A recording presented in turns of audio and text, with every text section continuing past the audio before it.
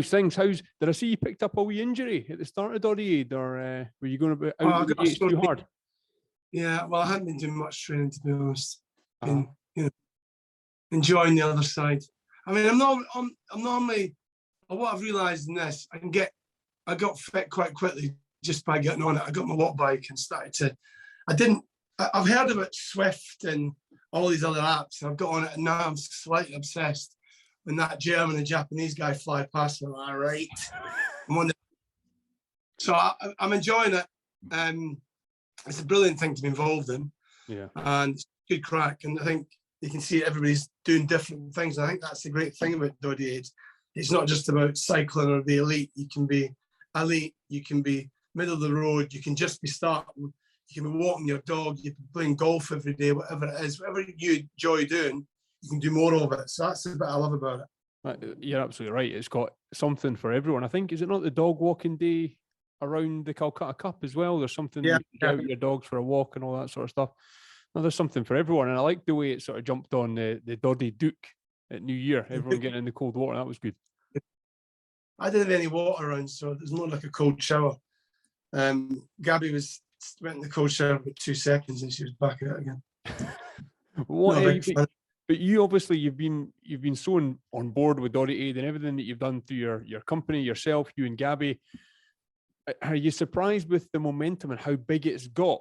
Or are you just sort of thinking, well, Doddie's on it, Doddie's put his what he's been diagnosed with, and the way the world's reacted, it's not a surprise that the way we've all got together to support? No, I think, I was thinking tonight about, before I came on the show, I was thinking about Doddie and thinking about when they told me. And I'll never forget, it was in the back of a car coming back from Bristol, and they phoned me up. It was in sort of February. Said, don't tell anyone. I'm thinking it's a big, thinking something good, not bad. And they told me, I was just floored. And he hung up on me because he said I got too emotional. And then we sort of spoke to each other again, and we sort of managed to sort of understand. I managed to get on my own head, because you immediately think about him, his kids, his wife, and everybody around him. And I think one of the reasons that the world came together for him was the fact that he's Doddie and he's such a good bloke. There's not a bad bone in his body. And he would do this for me or for anybody else. So you just, I didn't even think about it. And I suppose when it happened, nobody really spoke about it. And then when Doddie went to the Lions, we were working out in New Zealand, and we got into some events, and we were working with EY, who was one of the sponsors, and they invited him along and his family along, and just whenever he wanted. And I said to Doddie, let's do a big dinner for you. Let's raise some money. He's like, no, we're not doing that. We're not doing that. No, nobody will turn up. Nobody's going to turn up for me. I went, Doddie, you're loved, man. I don't think he realised how much people really liked him. Yeah. He was always just, he used to be big daft Doddie, and, Doddie just got on with it. And when we had the catalyst a little bit was when we had the dinner, and sort of I arranged this dinner in London. It took about 3 or 4 months, which was not a long time to arrange a dinner. But it just showed you, we had 1,400 people at this event, all for Doddie, and we had hundreds of rugby players. It was just epic, and messages from all around the world. And I suppose that maybe showed him that maybe he could do something, maybe he could raise money and take it into a different level. And where it is now, did we think it would get to this? Probably not. We probably thought we maybe raised $1 million a year if we're lucky, and maybe, but we're doing a lot. And I think the other thing is the foundation is not all about Doddie. It's about the research, and it'll live beyond, and it'll live for a long, long time. This foundation, it's not just going to disappear, because we want to find a cure or something that can make a real impact in this disease. And the sports community and the TV community, just the community in general, who've fallen in love with what Doddie is all about. Yeah, absolutely. I remember the interview that he did with Johnny Beattie when it first sort of really got announced. Yeah. But when you were first told, when he told you, you'll have heard of MND. Did you know exactly what it was? How much did Doddie really know about it right at the start? Because it must have been such a shock to the system, let alone to tell you, his friends, his family. Yeah, I mean, I knew obviously just Van der Esses, and Mm-hmm. And there was another rugby player called Gerald Cunningham, who played for London Irish, came to Wasps, signed up for Wasps, and we were in a fitness session, and he couldn't run around the pitch, and he couldn't understand it. It was just sort of just hit him really quickly. And within 2 days, he came back to the club and said, "I'm not right." And then within a week, he came back and said, "I've got M&D." And I hate to say, I think he only lived for 6 months, 7 months. It was really quick. It was really sad. And that was the sort of first time I knew about it. But then used to give it sort of another level of volume, in the sense of it, trying to find a cure all over the world. And he spoke about it. We've seen him for 5 years struggling and trying to make an impact. And I suppose Doddie's taken a lot from that, you know, what things he did, good and bad, and tried to make it not so much just trying to find something to help the disease. And I think that's one thing that Doddie, I'll never forget when they had a meeting to bring all the MD sort of specialists in the UK together. And Doddie said, he used the sort of British lines thing about bringing people together. I might not like the English, I might not get on with the Welsh, or I might get on with him, I might get on with that. I might like this English guy, I might not. But we're doing this together. And it's about one result, and that was winning in South Africa. And he said, and that's what the Lions are all about. And he used that sort of way of speaking to these doctors and professors about, you know, if you want to be on this road and you stay in this room, and if you don't want to be in it, just walk out the room. And let's not discuss that again, but I want you to stay in this room, and I want you to be part of this team. And fair dues to them all, and not one of them left, and they're all still there fighting to find a cause. Because his big thing was, it's not about you finding it or you finding it, it's about all of us finding it. Because if we all find it, we can all learn off each other. It's a bit simple rugby terminology about bringing people together. And, you know, I think the Lions is a classic example of, you learn people's strengths and weaknesses from other nations. And Doddie did that and brought this foundation to try and find a cure for M&D. Yeah, and I'm sure we'll find something. I'm pretty positive. Yeah, you go way back with Doddie. Is it back to sort of age group games? Was it the Borders versus Glasgow and all that? How far back do you go? What's your first memory? Yeah, well, I first met Doddie, but I was obviously a farmer. Yeah. So was he.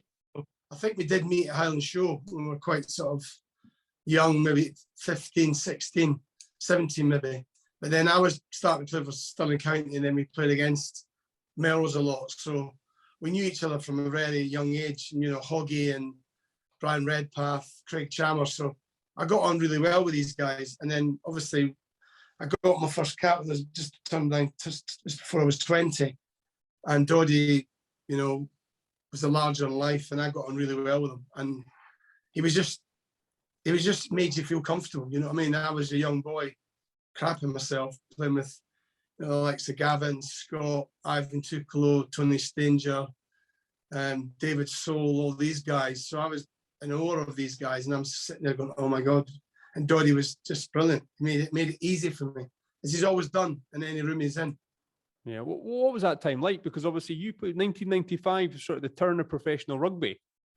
Yeah. What was that time, that transition like from the amateur game and sort of being a farmer's lad into making money and it becoming your job?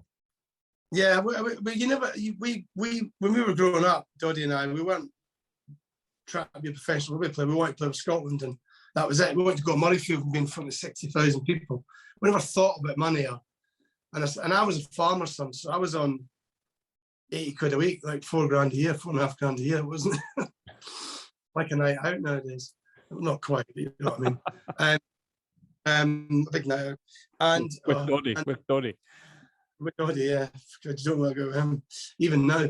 And we didn't expect it to happen. But when we went to 95 World Cup, you know, Jonah Lomo stepped up, and everybody started talking to rugby, and he was the one that put rugby on the map globally. You know, All Blacks have always been there in South Africa, and 5 Nations have been brilliant. But he genuinely put the game on the map globally, and that's what the sort of real transformation from him, this big bloke who could run 100 metres in 9.8 or whatever it was. And when we came back from that World Cup, I'll never forget, we're all outside in the car park, and Gavin's telling us what's going to happen. We're going, really? And they were talking like it could be 50 grand, it could be 100 grand, it could be 250 grand. I was blown away. I never heard numbers like that before. So when we did, because me being the farmer, I couldn't just leave the farm. My dad died when I was, in fact, my dad died 3 months after me getting my first Scotland cap. So I sort of ran the farm, and I couldn't just leave the farm. I couldn't just leave 150 cows at the side of the road. So it took me like 6 months to transition from being a farmer into the rugby player. And the only reason I went to Wasps was one, I was spying my brothers at the farm, so I needed to see financially where I was. But Wasps basically said to me, come down the Thursday, train Friday, play Saturday, go home Sunday, and do that for the end of the season. So I had about 10, 12 games of doing that. So it gave me a transition to be going professional. And they paid me the full amount of money that I just trained at home. And they just said, score as many tries as you can and you'll be all right. And I was lucky that I think I ended up scoring 14 tries at 15 games. And 5 tries in my debut did help, I've got to be honest. It got me off the line, a bit of a buff. But and then the game was just fully professional then the following season. And we're fully into it. It was bizarre because you had guys who were accountants or doctors or brickies or whatever, all range of people coming together, and came to a fantastic rugby club. Like, just great people. Fans were great. Their ambition was great. And, you know, they did have stars, but they had loads of great stars. You know, they didn't have 10 Johnny Wilkinsons. And they weren't like a Racing now, but they were proper world-class rugby players, just knew their job. And I was lucky to be part of that for 8-9 seasons. And what was the relationship with Wasps in Scotland? Was that always pretty smooth? Was Scotland selectors happy with you being down playing at Wasps, or would they prefer you north of the border? It wasn't. Jim Telford did, and I love Jim Telford, just so you know that. He's one of the only people that can walk in the room and I still shit myself. He's one of the best coaches I've ever had. He told you how it was, good or bad. Well, more bad than good. He told me, because they offered me a contract for like 50,000, and I was blown away with 50,000 number. And then they said to me, you know, this is, and then somebody else got 50 grand, and I was like, you're not even in the team. So I challenged the grand, and I was told to sign it or F off, really. So I said to him, look, I can't sign it because of my farm. I'm going to wait 3 or 4 months until I sort the farm out. And then Wasp came in with 3 times that money. So I was like, right. And I sort of was told if I left, I might never play for Scotland again. And I was worried about that because obviously that was the number one aim. But I think sometimes you've got to back yourself and make calls that you know, and I believe in, I wanted to challenge myself. I wanted to play with some of the best players in the world, best players in Britain. Not that we weren't playing that in Scotland. It just wasn't, they were more professional in the sense that we were. They'd already been quite professional. Mm-hmm. So the relationship with Wasp was fine. At the start, it was a bit dodgy. Not dodgy, but they weren't very happy. And I remember Jim Telford said to me when I first came back, he goes, your first bad game, you're out. And I managed to do 10 games. I came in against France, didn't play well, and he looked at me and I just went like that. And he put me in the bench the following game, and then I was back in a game and a half later or something like that. So I came off the bench and stayed in the team. But, you know, I think you've got to challenge yourself, whatever you do. And if you put yourself in that environment and you're under that pressure, you know, see how good you can be. And if you can turn them and sort of make them think differently, you know, I think it was definitely for me the right decision. You know, I met my wife down here. I love Scotland. I love being back there, but I sort of, I think if I was further away, I'd find it hard. In fact, you're only an hour away or 3 hours in the car away. A bit easier to get back and forward. But what was it like for the farm boy moving to London? And then you walk into that changing room, and I bet Delalio was there, and there would be a few sort of players that you'll know high profile in the English game. What was that like, sort of first week? Training only Thursday and playing at the weekend, but as you started bedding into the London lifestyle? Yeah, I was reasonably lucky because they knew who I was. So, you know, they knew I was a Scottish internationalist. They knew that I had played, I don't know how many caps, I might have 40 caps or something like that. The only thing that worried me was that I was replacing Twigamala, and I was like, oh my God, Pressure. And that was Scotland lost lose to Gamala, but Logan replaces. I was like, oh, big shoes. But I knew, to be honest, I'd known Lawrence because I played against Lawrence when I was under 19s for Scotland. And where we beat the under 19 team, England under 19s at Bridge Hall. So I knew him, and I had already had a night out with him. So I knew exactly what I was getting into below.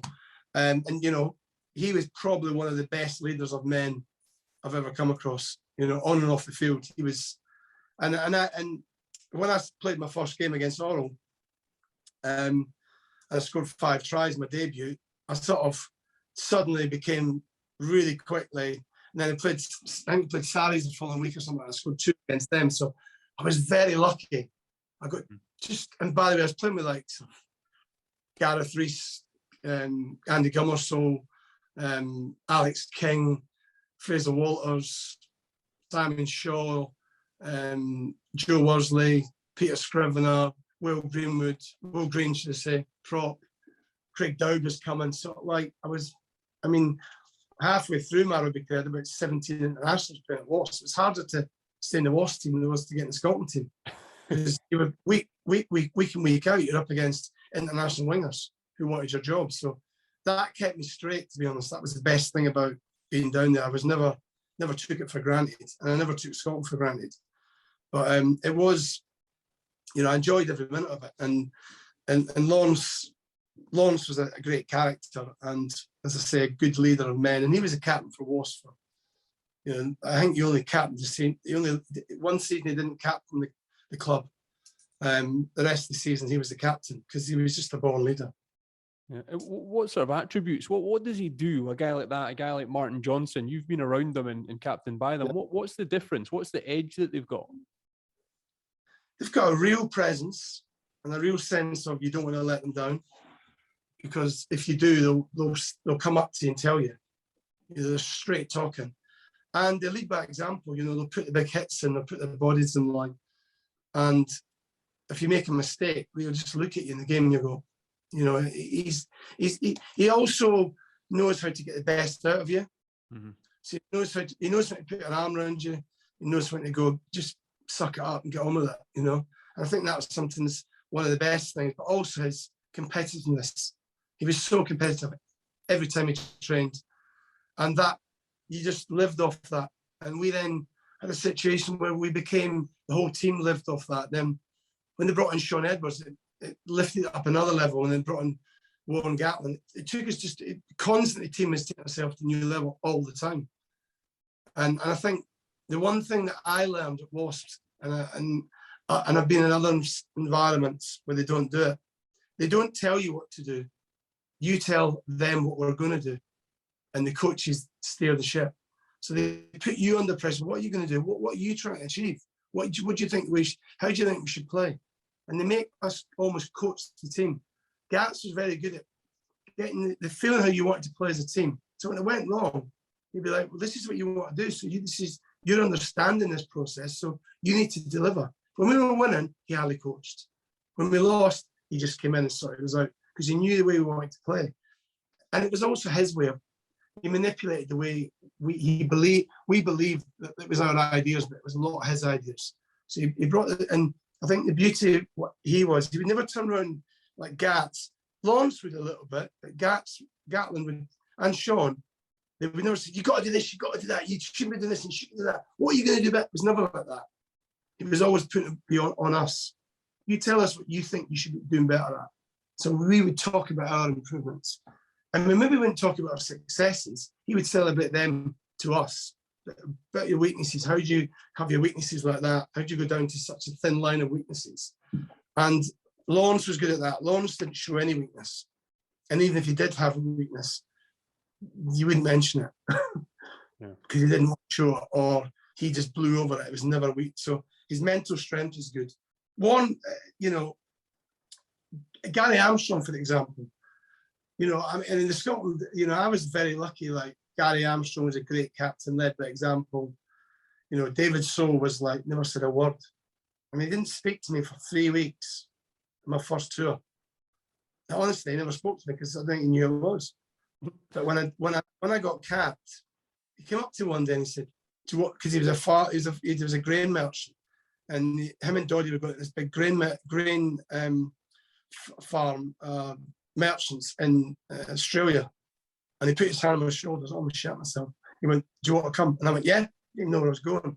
I went with him, and he turned around and says to me at one stage, "When you're not a bad lad, but just shut up for a minute." Constant. You know, I'm a bit of a talker, as you can see already. And he was an amazing leader, proper, just led by example. Now, when I first got my first cap, I was, you sit in a room with 30 players and nobody knows if you dropped or not. So the team that played the week before was sitting there like that, not knowing. And then they picked me on the wing instead of Tony Stanger. And I just went, yes! The first cap. And everybody sort of looked at me and I was like, oh, and I looked next to me, it's Tony Stanger. And Tony's like this. So then Tony's the fair dues to Tony, shook my hand, he said, you know, he deserved it, he played well on this tour, And everybody's like, well done, well deserved. And I got in the bus and they said to me, Gavin's not training today, Kenny, because there's an injury. So you're going to go full back and Tony's going to come in the team. But Gavin will probably be back at the weekend. So everybody saw us running and surely never said a word to me. Not a word.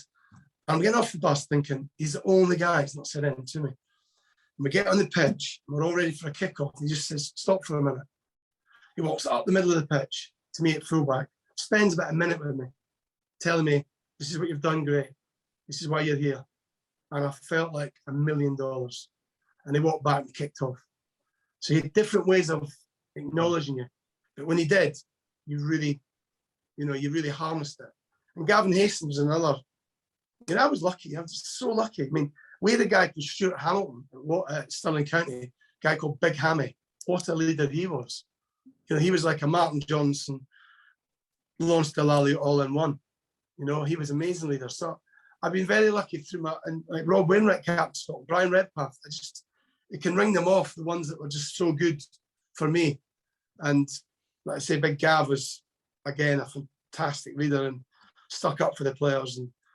And I think I look back at all our success and sometimes the bad games, but we've had great leaders, and our Stuart Hogg's another one. Like, I've never been capped by Stuart Hogg, obviously, but just real proper leaders and put the body in their line, and they have good days and bad days. Yeah, you mentioned Rob Wainwright there, and I'm fortunate enough. I'm a Watsonian myself, so I know Gav, and I've spent a lot of time with Gav. But people speak about, like the way you've just spoken about them, they still do it to this day.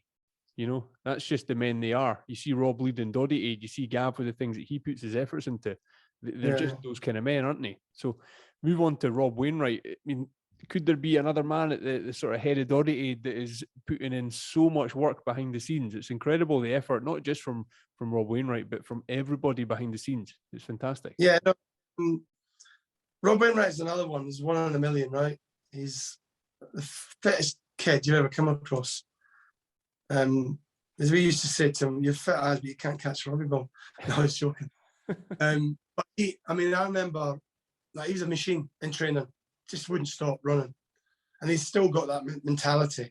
But what he's done to Doddie Aid has been phenomenal. You know, the work he puts into it. You know, my sports marketing agency, we run all the commercial stuff for Doddie. We don't do much for Doddie Aid. We help with Doddie Aid, but it's very much Rob's baby. Mm-hmm. And the impact he's made in the community. And do you know what? It's interesting, right? Doing exercise, me part of a community. For me, I don't think about it because I'm part of quite a lot of big communities. But there's people out there who need communities for their own mental health and feel part of something, and they feel they're making a difference. And for me, that's what Doddie Aid is all about. There's people who've got big communities are doing it because they want to make a difference. The people who are just, I've never heard of Doddie. I want to do Doddie Aid because I want to do something about my fitness, or I want to walk every day and I want to be part of a community. And I think that's the one thing that I would say what he's achieved. And we also achieved raising a lot of money, but he's raised helping people's mental health by getting out and doing stuff and being part of that big community. And I think, 17,000 people, and I know that we're probably 2 or 3 weeks away from finishing. Probably halfway through. I can't remember what date is it. 25th. Well, 3 weeks away. 2 weeks away. You know, you're still not too late. And I think what we're trying to say to the 17,000 people, let's go and get one mate to sign up. Just one of your mates to sign up for the next 2 weeks.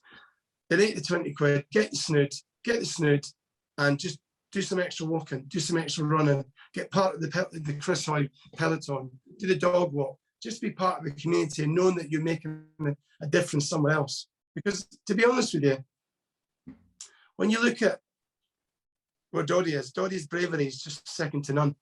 The way he's fighting this disease. And if we can all just make that little bit of difference.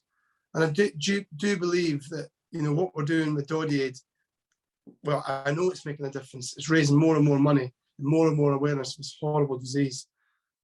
But Rob Wainwright has been the front of it, and he's always been a leader, and he's led this campaign, and it will only get stronger and stronger and stronger. And he might need a little bit more help, but it'll only get stronger and stronger, because if not, he might blow up. Yeah, the king of call, some man, he is some man. But Kenny, this weekend, you know to him, you know what I mean? I know you can't say no to him. I think he's the only man as well that can pin down and get Ali McCoist to turn up places.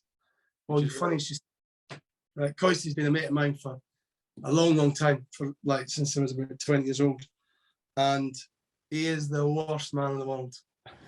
I tend to have to offer him a watch or something like that, or you know, a free car. But yeah, no, but fairness to like Doddie, not Doddie, Coistie in the football community, you know, we do a golf event for Doddie. Like there's Jimmy Nesbitt, AP McCoy, Brian O'Driscoll, Vernon Kay, me, and Coistie, right? And we're doing this phenomenal golf day with the 7 of us. People pay a lot of money to play in the team, and they all do it every year. They're brilliant. They just want to help, and they're always, how is he? You know, and Coistie's another excellent individual. You know, a phenomenal bloke and a good laugh, and you know, he loves bringing people together. Yeah, he rocked up last year at World in a Day, which we're doing again this Saturday. Yeah, and I was speaking to Ali on Saturday night during the curry night, so we were on building up for World in a Day. What a presence Coistie had on that World in a Day last year. He did a bit in the morning, went off and commentated on his games and his football, then joined us at night. And it was it just kept us going when you get people with certain characters coming in and out throughout the day. And we're hoping to see that again this Saturday. Yeah, you need to, I'll be on that. Yeah, we'll be there this Saturday, in and out of it. Oh, brilliant. So, yeah, not rowing. No, you don't have to be, just at any point. I'm cycling. I've got the list here. What have I got? I've got Hoggies on at 9 a.m. We've got Dame Catherine, Stuart Hogg. Okay, good. Stuart Hogg. Dame Catherine Granger's on at 10. Jill Douglas is on at 11 with a bit of an update on the foundation and everything. Greg Laidlaw, after her coming in from Japan. We've got Sir Steve Redgrave coming on for a chat, Sir Chris Hoy, JJ Chalmers, and then there's a whole heap of rugby names, cyclists, all dipping out throughout the day. And it's really, you know, I love the fact that there's such a massive community to make a difference, and you know, and they will make a difference. We will get something that can make an impact in this crap disease. We will. Well, Kenny, I'm not going to keep you any longer. This is for the Barbarians podcast. For Doddie Aid. Thank you for getting involved. Thank you for everything you and your team do. Just one thing before we go. My wife has been very silent on social media recently because she's off somewhere doing a secret TV show. She will be back the 2nd or 3rd of the February, obviously. Hopefully it's not March. Jesus Christ, I can't do another month. So she's been away for 2 weeks. She's coming back, and we really do need the Barbarians to lift up the miles. And if you can, everyone across all never mind the Barbarians, everybody, sign a mate up, sign a friend up. We'll double the numbers, and we really need your support. That's it, Kenny. Well said, well said. Come on, everybody, get involved. Kenny, thanks for joining me. Really appreciate it. Top man. Okay, take care. Cheers, pal. Look up.